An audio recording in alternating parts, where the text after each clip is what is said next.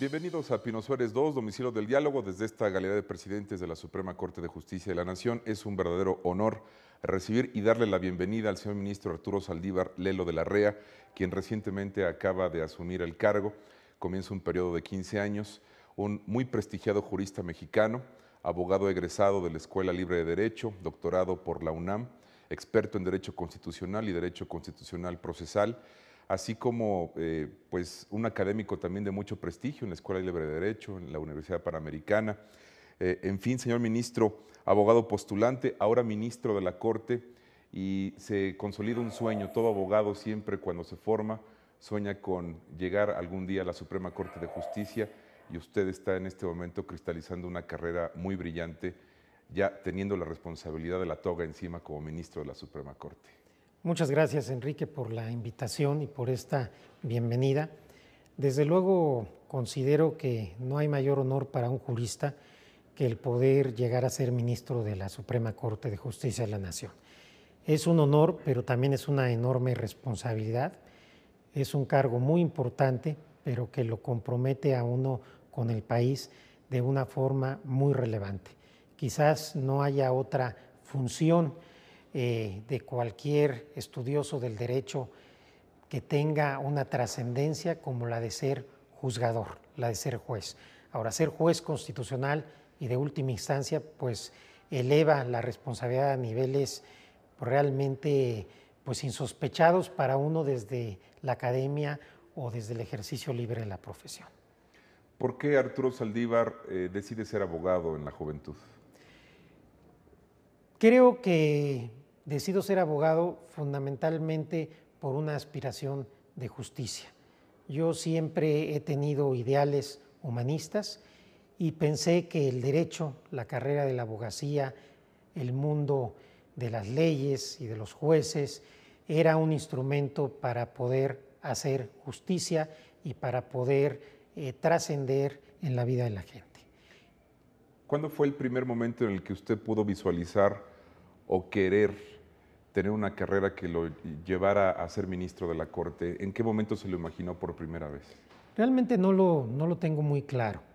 Yo llegué de mi natal Querétaro a estudiar en la Escuela Libre de Derecho la carrera de abogado, y en ese momento yo tenía de manera muy clara que yo quería ser abogado y quería ser independiente. La independencia y la libertad para mí son dos valores muy importantes de los que disfruté durante 25 años de ser abogado postulante. Pero poco a poco, conforme iba logrando mis sueños en el mundo de los abogados y conforme me relacionaba cada vez más con el estudio del derecho constitucional, de la justicia constitucional en particular y del mundo de los tribunales constitucionales y de nuestra Suprema Corte, fui teniendo la ilusión y la aspiración de algún día poder ser parte de este importante tribunal. Y por ello, hace algunos años tomé la decisión de buscar llegar a la Suprema Corte, dejando por completo a un lado mi vida de abogado postulante, que fue realmente muy gratificante, pero tengo la convicción de que la forma como uno puede trascender realmente en la vida de las personas, ayudar a que tengamos un mejor país en estos momentos tan delicados, es a partir del servicio público. Y yo creo que no tengo un perfil para ningún otro cargo que para el de juez constitucional. A mí en otros momentos de mi vida me llegaron a ofrecer cargos públicos y nunca los acepté porque sentía que no era mi vocación, que no era mi perfil, pero además porque valoraba mucho mi libertad y mi independencia. El único valor por el que pude dejar esta libertad e independencia en el sentido más amplio, que ahora pienso ejercerla, pero desde la Corte, que es una independencia y una libertad diferente, fue precisamente la posibilidad de ser juez constitucional. Señor ministro, en sus palabras al recibir la toga en la recepción que le dio el Pleno junto con el ministro Luis María Aguilar, puedo destacar muchas reflexiones que usted externó.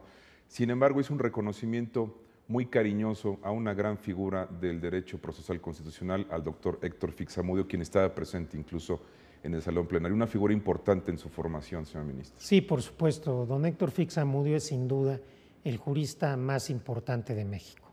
El jurista que tiene mayor trascendencia y prestigio en el mundo de todos los juristas mexicanos.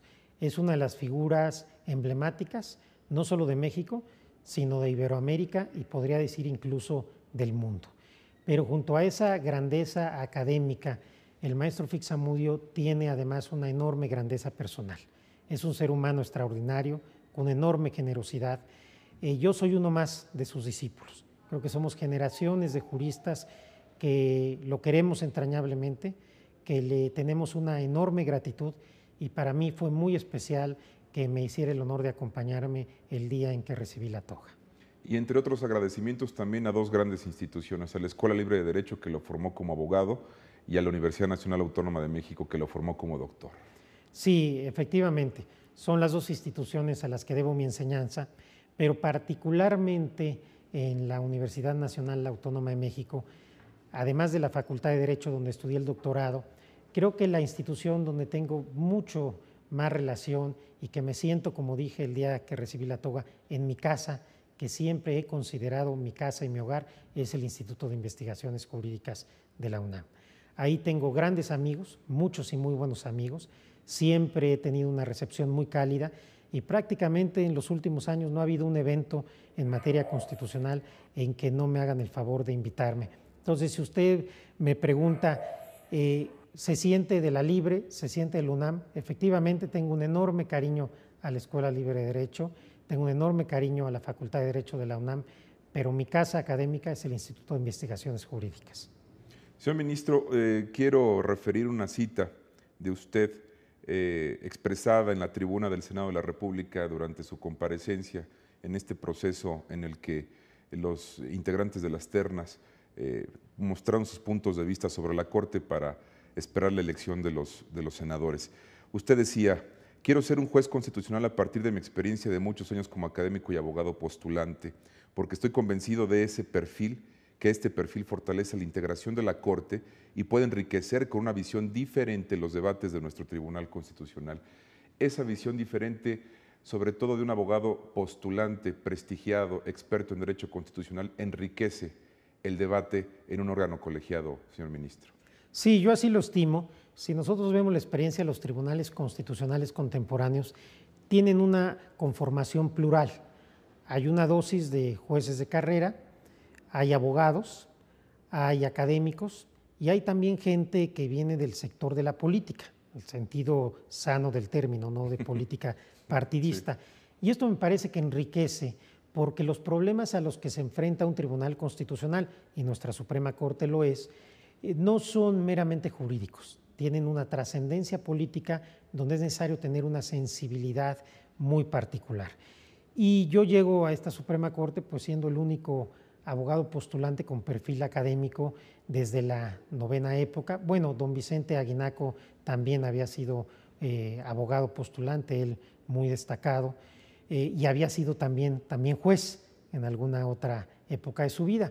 Pero una vez saliendo don Vicente, pues nos quedamos sin una, más que representación, sin la visión del justiciable, del ciudadano, del que ha estado del otro lado y ve las cosas diferentes. Yo creo que esta visión que yo puedo aportar al Pleno será complementaria a la visión de mis compañeros ministras y ministros. Por supuesto que no pretendo que mi visión y mis ideas sean al final las que se adopten, porque yo creo en el diálogo de las ideas y en este sentido me parece que las diferentes visiones se deben complementar. ¿Qué dificultades representa para usted, después de haber ejercido una carrera académica y una carrera como abogado postulante, ahora determinarse como un juez, como decisorio de aspectos fundamentales de la vida del país? Es decir, en la Corte, en la última instancia se resuelven, como usted decía, temas que inciden directamente en la política, disputas entre poderes, amparos en revisión. Es la punta de la pirámide del sistema de impartición de justicia en este país. ¿Cómo determinar esa responsabilidad de juzgar a ese nivel como juez constitucional, señor ministro? Yo le respondería de dos maneras. Primero, en lo personal. En lo personal es un cambio radical. Después de 25 años de ser abogado postulante, de gozar de libertad, de independencia, de tiempo libre, de una vida pues bastante cómoda a la que pude llegar después de muchos años de esfuerzo, Hoy es un cambio radical donde tenemos una carga de trabajo inmensa, una gran responsabilidad, ya no soy dueño de mis tiempos y esto sin duda pues es un enfoque que implica un cambio no solamente para mí, sino incluso en términos familiares. En cuanto a la responsabilidad, por supuesto que también es algo completamente diferente. Sin embargo, el enfoque en cuanto a responsabilidad y la visión de los asuntos no me ha costado tanto trabajo porque siempre he acompañado mi vida profesional con una visión académica que trasciende más allá de lo que es propiamente la función del abogado y he tratado de estar preparado, de ser una gente enterada de lo que pasa en el país y en el mundo.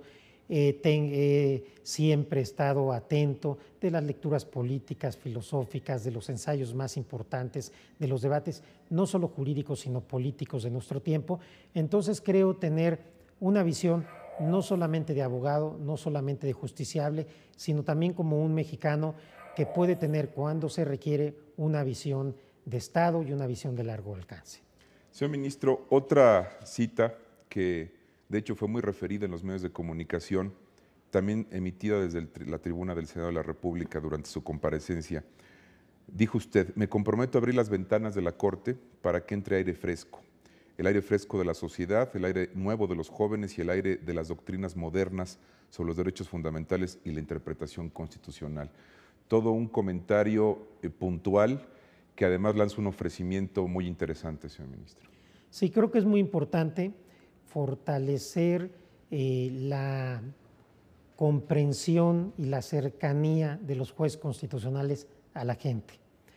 Creo que tenemos que abrirnos, y no me refiero a abrirnos solamente en cuanto a la transparencia, que ya la tenemos muy desarrollada con el canal judicial, sino abrir nuestras mentes para tratar de entender lo que pasa en el país. Tengo la convicción de que la función de un juez tiene que estar muy cercana a la gente.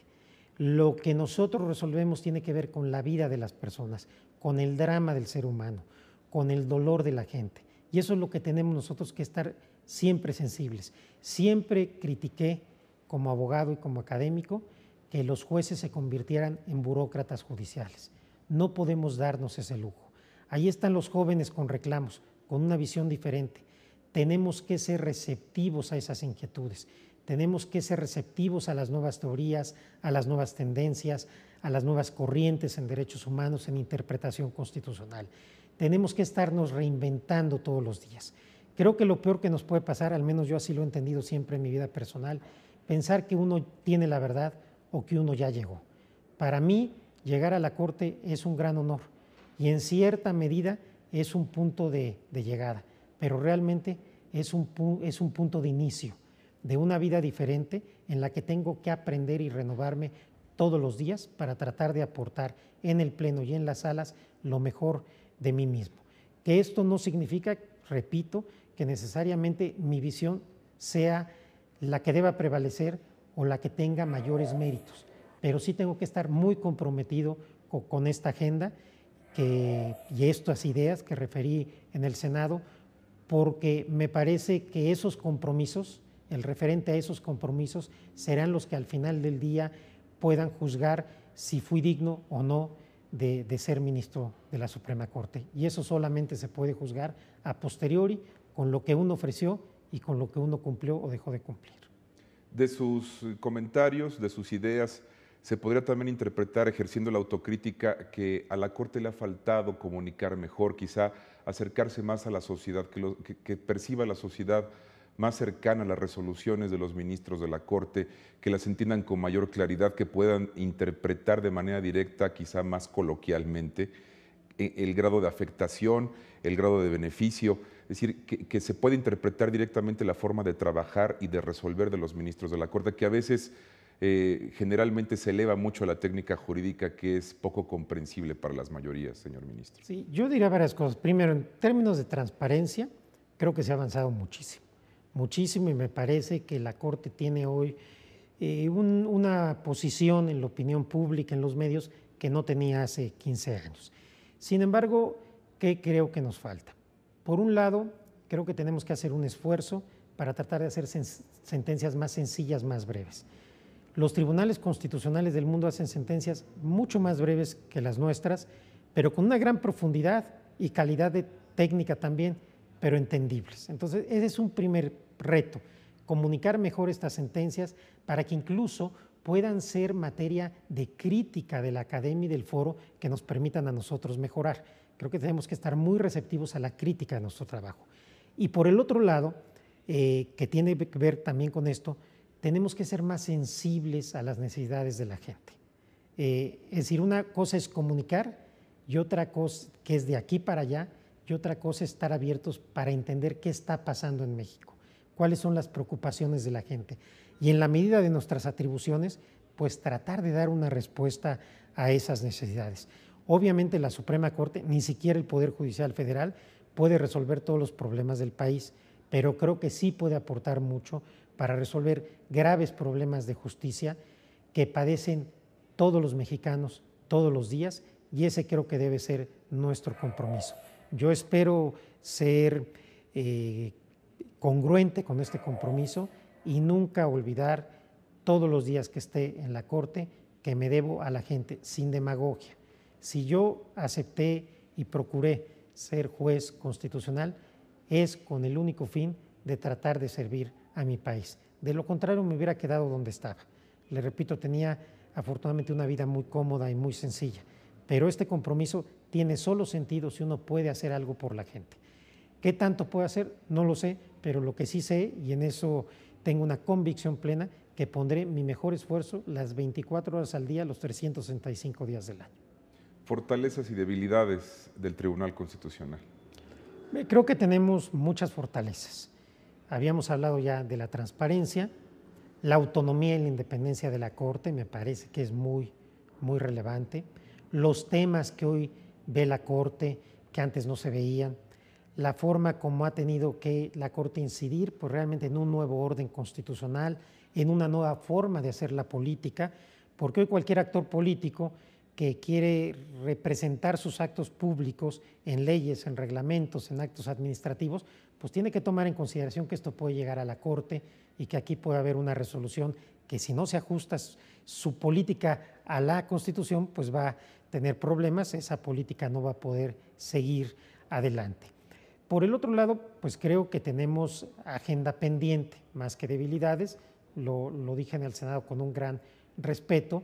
Me parece que debemos hacer un esfuerzo por ser más consistentes. Los criterios cambiantes afectan la certidumbre jurídica tanto de la gente como de los actores políticos. Creo también que tenemos que tratar de hacer un mayor esfuerzo en fundamentar mejor nuestras resoluciones, cosa que es complicada porque la verdad la Suprema Corte tiene un exceso de trabajo impresionante. Pero lo más importante para ya pues no dar toda la lista de lo que para mí son pendientes, lo más importante que yo he insistido desde hace mucho tiempo, creo que requerimos dedicar más tiempo y con mayor calidad a la protección y a la defensa de los derechos fundamentales. La mayoría de los tribunales constitucionales prestigiados en el mundo dedican un porcentaje muy alto, más del 90%, a temas de derechos fundamentales. Nosotros no hemos logrado hacerlo. Se ha avanzado atrayendo algunos casos paradigmáticos en derechos fundamentales. Mi compromiso será insistir, y ojalá pueda incidir en la decisión de mis compañeros ministros, que tratemos de profundizar cualitativa y cuantitativamente el tema de los derechos fundamentales, que es el tema que afecta a la gente. Señor ministro, algunos actores políticos preeminentes del país han opinado consistentemente que se ha judicializado la política. También algunos otros analistas académicos, expertos en materia constitucional, han reflexionado sobre la cantidad de temas importantes que llegan hasta esta instancia, porque en las anteriores no se resuelve. Entonces, de repente sí existe como la tendencia a decir, bueno, que la Corte resuelva, y esto se ha activado más en los últimos años. ¿Cuál sería su opinión sobre esta idea? Mire, primero hay que tomar con cuidado lo que se judicializa la política. ¿Qué queremos entender con judicializa la política? Se puede entender en un sentido peyorativo. Los jueces, la Corte, está haciendo política indebidamente, está jugando un rol partidario o de actor político en sentido ya sea partidista o en sentido de beneficiar a ciertos actores políticos o incluso de beneficiarse ella misma. Esto obviamente sería censurable, que no creo que sea el caso. El reto del Tribunal Constitucional es juzgar la política desde fuera de la política. Y en este sentido, la política se judicializa no porque la Corte tenga un papel más activo, sino porque es parte del propio constitucionalismo. A partir del advenimiento del constitucionalismo, los actores políticos todos, incluyendo al Poder Legislativo, ya no son soberanos. La validez de sus actos depende de su conformidad a la Constitución y se requiere un órgano técnico, independiente, autónomo, que es precisamente en nuestro caso la Suprema Corte, que juzgue estos actos, estas leyes, estas políticas frente a la Constitución. Entonces, el cambiar la regla de la política, el cambiar la primacía de la política por la primacía del derecho, no es un elemento negativo, sino es un elemento esencial del constitucionalismo. Entonces, esta sería la primera premisa. Ahora, en relación con lo segundo, yo estimo que estamos en una transición todavía de acomodo de las reglas políticas. Espero que en unos años, conforme se vayan asentando las cuestiones, las reglas del juego político, conforme la Corte vaya cada vez más fijando aquellas normas genéricas de distribución competencial, poco a poco muchos asuntos se resuelvan en otras instancias y no lleguen necesariamente a la Corte. Para esto estimo, aunque no es parte de nuestra competencia, que sí haría falta una reforma del Estado. Precisamente el Instituto de Investigaciones Jurídicas de la UNAM ha presentado al Senado un proyecto muy ambicioso de reformas que yo espero que los actores políticos las discutan y creo que esto ayudaría muchísimo porque efectivamente llegan muchas cosas a la Corte que quizás se deberían de resolver en otros momentos, en otras instancias y que sin duda quita tiempo para resolver lo que yo estimo más importante, que es el tema de los derechos fundamentales. Dos temas, uno muy relativo a lo que usted comentaba, la protección de los derechos humanos y su opinión sobre la facultad de investigación que constitucionalmente se le permite ejercer a la Suprema Corte de Justicia. En relación con los derechos fundamentales, además de lo que ya le he expresado, que me parece que la Corte debe realizar una mayor actividad, me parece fundamental el que se apruebe la reforma integral al juicio de amparo, que ya ha sido dictaminada en el Senado de la República, porque esta reforma, de ser aprobada e interpretada de manera progresista por la Corte y a partir de ahí por todo el Poder Judicial de la Federación, podría ser un parteaguas en la protección de los derechos fundamentales. No podemos hablar de una protección eficaz si el instrumento para proteger los derechos es anacrónico y desfasado. Yo tengo pues muchos años insistiendo en la reforma integral al juicio de amparo. Estoy muy optimista de que se logre ya en los próximos meses y si es así creo que podremos empezar a ver un nuevo camino en la defensa de los derechos. En relación con la facultad de investigación, estimo que es un tema políticamente muy discutido y discutible, pero jurídicamente hasta cierto punto claro. Es una facultad atípica, sui generis, no hay ningún tribunal constitucional en el mundo que tenga una atribución así. Creo que es una atribución que se justificó en otro momento, creo que hoy no está justificada y que tendría que repensarse su eliminación o por lo menos su reglamentación. La Corte no tiene los elementos, no tiene los instrumentos, no tiene las características de un órgano investigador. Las resoluciones de la Corte, por su propia naturaleza en estos temas, no pueden satisfacer los requerimientos de las víctimas, de las personas que se ven afectadas, e incluso los procedimientos en la Corte, si después de ahí se siguen responsabilidades, podrían presentar momentos de indefensión de quienes han sido señalados como responsables. Porque ¿quién va después en un proceso penal decirle a un servidor público con todo el procedimiento debido que no es culpable si la Suprema Corte ya en un procedimiento de investigación lo dijo? Sin embargo, y esto creo que es muy relevante, mientras la facultad exista y esté en la Constitución, le tenemos que dotar de contenido. No es pretexto para no ejercer las facultades que la Corte tiene en este tema, es decir, creo que es una facultad sui generis, creo que es una facultad que no se aviene bien con un tribunal constitucional. Esa no es una decisión nuestra, es una decisión del Poder Revisor de la Constitución, ahí está en la Constitución, y mientras el Poder Revisor de la Constitución no lo reforme o derogue esta facultad, tendremos que acatarla.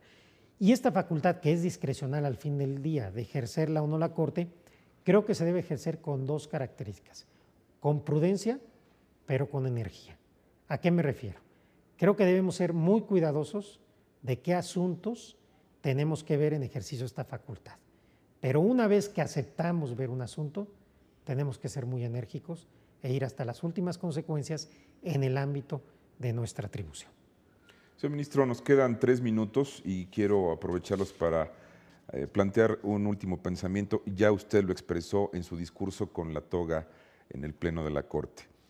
Dice: soy parte de un cuerpo colegiado y vengo a tratar de aportar, a aprender, a compartir con mis compañeros ministros la dura tarea de impartir justicia. Tendremos interesantes debates de ideas, serán debates de ideas y no riñas o pujas personales. La vanidad debe quedarse en la puerta, dijo usted. Y también tuvo una reflexión sobre las muchas ocasiones que usted visitó el Pleno de la Corte, ya con la toga impuesta, pues comentó sobre la responsabilidad que ya le imponía traer la toga, ¿no? Sí, por supuesto, tener la toga es una gran responsabilidad. Ser ministro es una gran responsabilidad. Cuando salía del Senado, la primera entrevista, me decían que cómo me sentía. Pues obviamente me sentía muy emocionado, muy contento, pero sobre todo con una gran responsabilidad. Creo que ese peso no hay que perderlo nunca, porque el día que uno pierde ese foco, creo que entonces se empieza a trivializar la función. Entonces sí, la tarea que tengo enfrente es muy grande y es muy trascendente. Y efectivamente, desde el lugar de ministro se ven las cosas diferentes, pero si usted me pregunta qué es lo que más siente en este momento, una gran responsabilidad. Y sí, me vengo a sumar a un cuerpo colegiado. Yo siempre he sido una persona tolerante de las ideas ajenas, no pretendo ser poseedor de la verdad. Creo que todos los días uno aprende de todos. Yo no veo los debates en la Corte como un perder o ganar. Se trata de que gane México.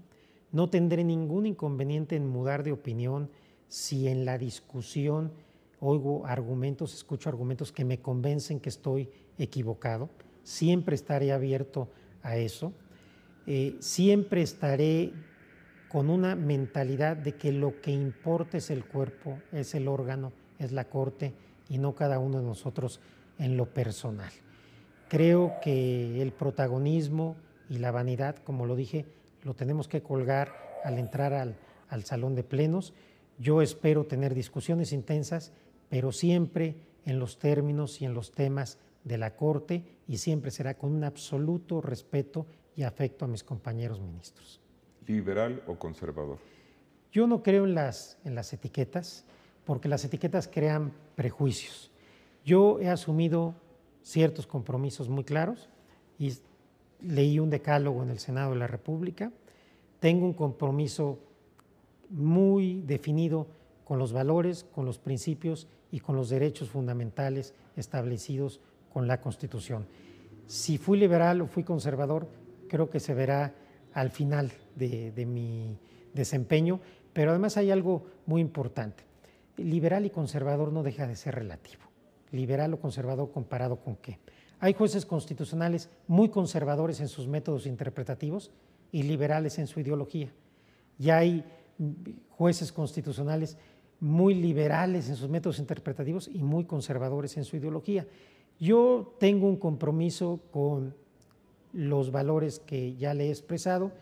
Tengo una trayectoria en mi cátedra, en lo que he escrito, de la cual se puede adivinar con qué tipo de valores y con qué tipo de ideología y con qué tipo de constitución, mejor dicho, estaré comprometido. Pero no quisiera ponerme una etiqueta porque creo que eso genera prejuicios y a la larga no ayuda a nadie. Señor ministro, yo le aprecio mucho estos minutos para el canal judicial, la primera entrevista que sea de bienvenida, desearle todos los éxitos que usted merece en su función tan importante como ministro del máximo tribunal del país y que sea la primera de muchas en el futuro.